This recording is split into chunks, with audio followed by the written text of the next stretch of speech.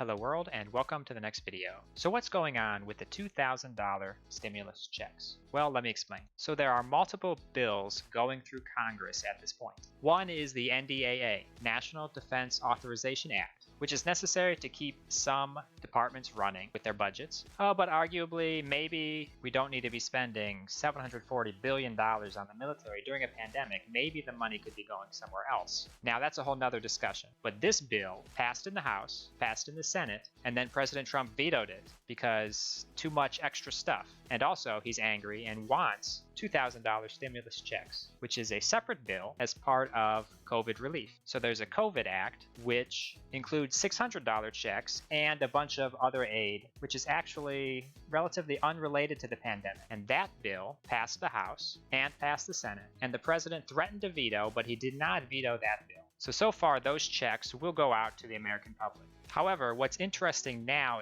is because President Trump has voiced his support for $2,000 checks, there's been murmurs in the Senate and in the House of support among Democrats and some Republicans even. So there's a standalone bill to increase the payments from $600 to $2,000 that passed the House and would be up for a vote in the Senate, but Mitch McConnell won't bring the bill up to a vote. That's because he does not want the senators, the Republican senators, to have to vote on it and reveal that they don't support $2,000 checks, especially since there's a runoff election in Georgia, David Perdue and Kelly Loeffler. So he doesn't want to have the vote, and he's going to not let the $2,000 pass. However, because President Trump did override, or rather did veto, the NDAA, the Defense Authorization Act, there are certain procedures in the Senate which would slow it down for the Senate to try to override his veto. So the House of Representatives already overrode the president's veto, and now the Senate would be allowed to vote to override the veto.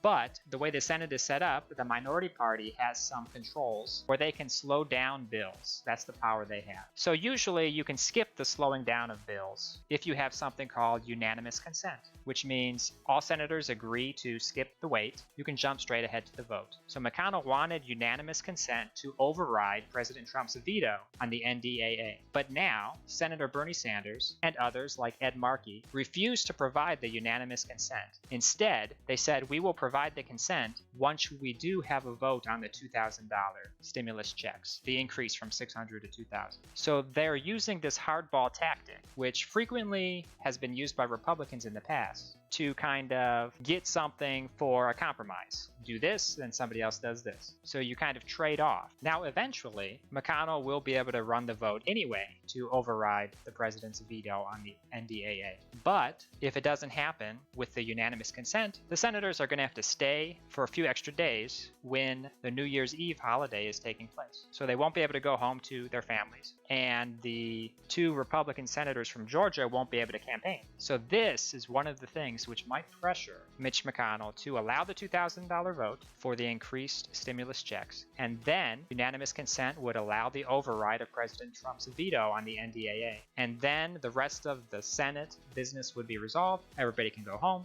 And then in a few days, this Congress would officially adjourn and the new Congress would be setting up. That's the other thing that is complicating the matter is this session of Congress, I believe, is up on January 3rd. So there's not much time to get anything done or finished. But this is a really tricky situation because it would look bad on Senate Republicans, specifically the ones up for re-election in the runoff, if the reason that Americans don't get the bigger checks is the Republicans, which at this point, if Mitch holds it up, it would be Mitch McConnell's fault. And if he has a vote and a bunch of Republicans reject it, that would put them on record as not supporting it. And these stimulus checks are something like 80% of Americans support them. Something like that. I'm pulling the number out of an article I read somewhere. But in general, it's pretty highly favored. So to go on record against such a thing is going to be damaging politically. So let's watch closely and see if these hardball tactics by Senator Bernie Sanders and others in the Senate will work to increase the stimulus checks to $2,000